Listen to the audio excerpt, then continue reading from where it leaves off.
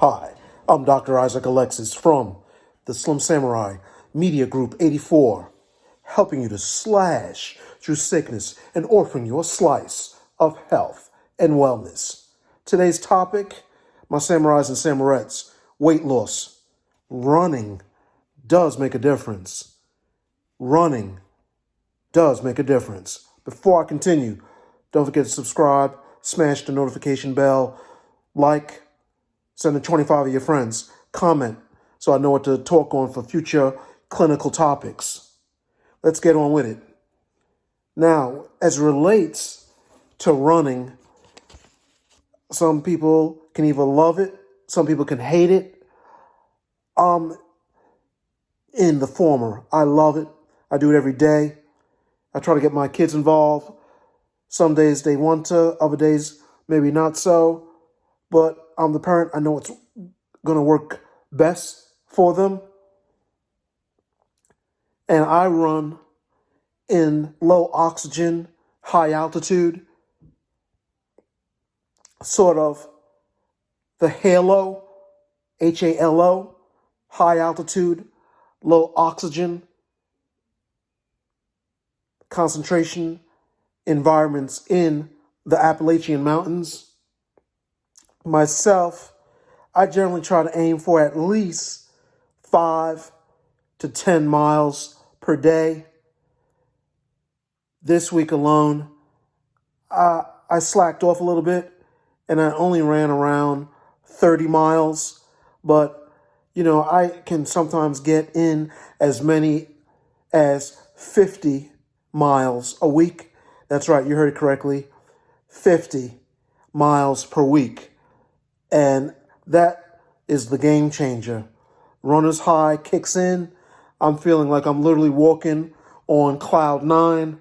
I can't even feel the ground beneath me.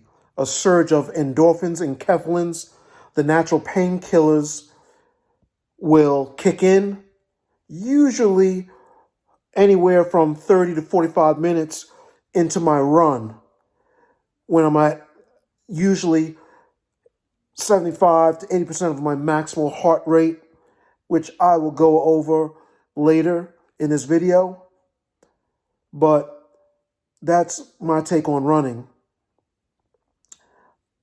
Well, there are some out there that say, mathematically speaking, how many feet make up a mile? Great question. There's 5,280 feet, which make up 1 mile. And I get asked all the time, will running actually help me to lose weight?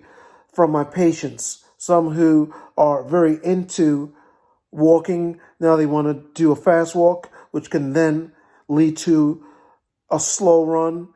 I tell them take it step by step, do like what they're doing. Start out with a walk, then do a fast walk, then a slow jog, then a medium jog. And your joints, your knees, your hips, ankles, they give you feedback. Don't over push it. Don't overwhelm yourself. Now let's look at the numbers. I get asked, how many calories will I burn in this process? A good rule of thumb: for every mile you run, you burn around 100 calories. And to lose 1 to 2 pounds per week, you need to be in a caloric deficit of around 700 to 1,000 calories per day. Now, you can achieve this by eating fewer calories or burning more calories with physical activities like running. Remember, 100 calories is burned for every mile ran. Now, to avoid ruining the calories that were burnt after your run, you need to do these 3 things. First, you want to eat smaller meals, and I see this works well for myself.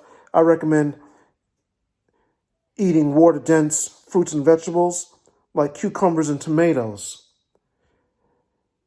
Now, let's look at those 2. They're technically fruits. So let's look at these 2 fruits, cucumbers and tomatoes. Cucumbers comes in at 94% by water composition. Tomatoes are 95% by water composition. Cucumbers, let's look at the calories. You're not going to believe this, my Slim Samurai and Samurettes. But cucumbers with 94% water density only has 30 calories. It doesn't get better than that. Now, tomatoes, even better, only 22 calories, medium size. In addition to tomato cucumber, I recommend blueberries, which comes in at only 85 calories for a cup. Blueberries, vitamin C, is going to help reabsorb iron in the intestines, great for the synthesis of protein called hemoglobin, which carries oxygen. In your runs, you need oxygen. For weight loss, you need oxygen. It's the fuel that's going to optimize weight burning biophysiological mechanisms in the human body. The human body does approximately 30,000 times 1 trillion times another 1 trillion biochemical reactions. Not per year, not per month, not per week, but per second. That's a lot of biochemical reactions. And in my Slim Samurai Academy, I help for you to get the most beneficial biochemical reactions called VVWTO, my virtual video weight training options, which in my one-on-one consults, I give you strategic ways to help shave off those calories while feeling more energized and carrying oxygen to the brain via your red blood cells, enhancing your metabolic rate, maximizing your heart rate, and losing those pounds off of your butt, thighs, and hips. So this is very, very important. Now, eating smaller meals and increasing the frequency, like doing like 5 large, I retract that, doing 5 smaller meals versus these 3 large mega meals loaded with carbs and fats and oils, which is no good for you, especially if it's not the omega-3 fatty acids. It's going to be detrimental to you, your coronary arteries, and your weight loss regimen. Now, why do I recommend that 5 smaller portion size? I'll tell you why. What you want to do is prevent these sugar spikes with the resultant insulin spikes.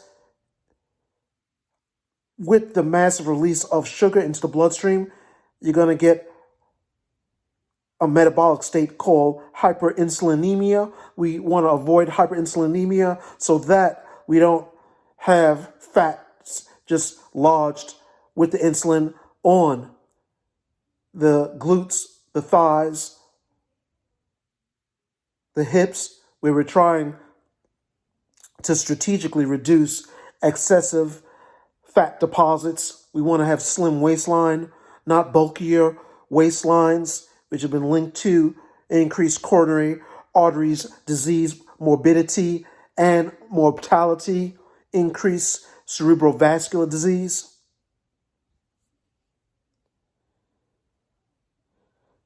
Now, the second thing to look out is watch for liquid calories. This one applies to sodas, sugary fruit juices. One caveat to note is also avoid a lot of these alcoholic beverages loaded with sugar.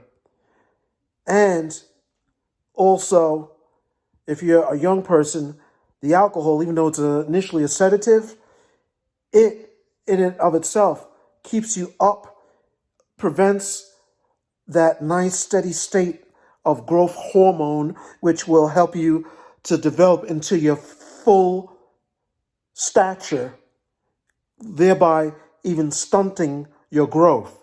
This is something for the young people that want to maximize your height.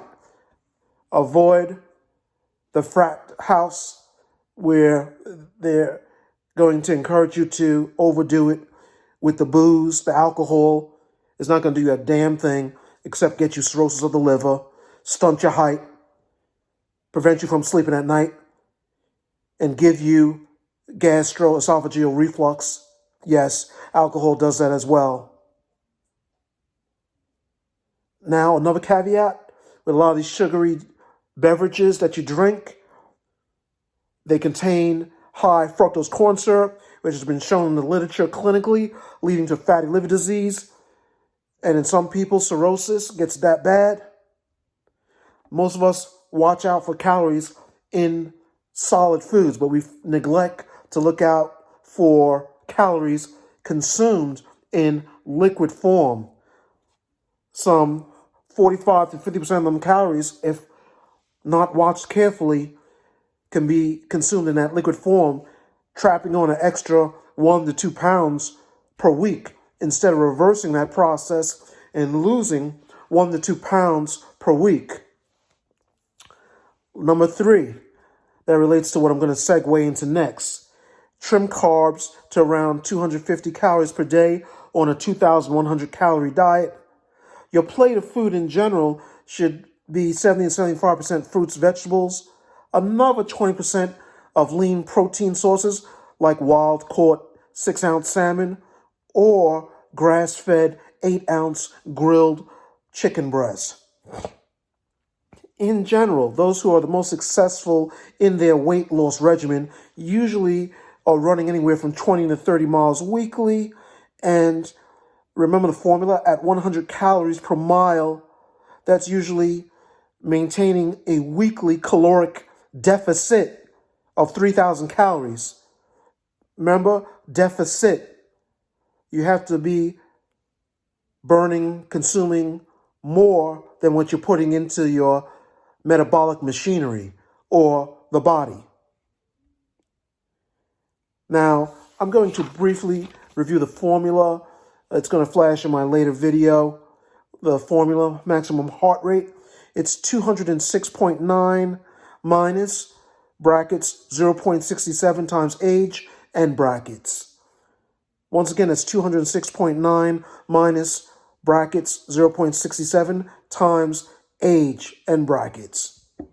As always, my Slim Samurai family, my goal in these video modules is to help you maintain the healthiest living out there. I want to see you live to 100 and beyond.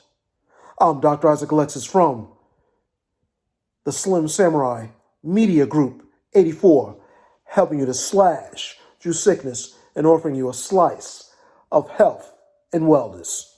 God bless.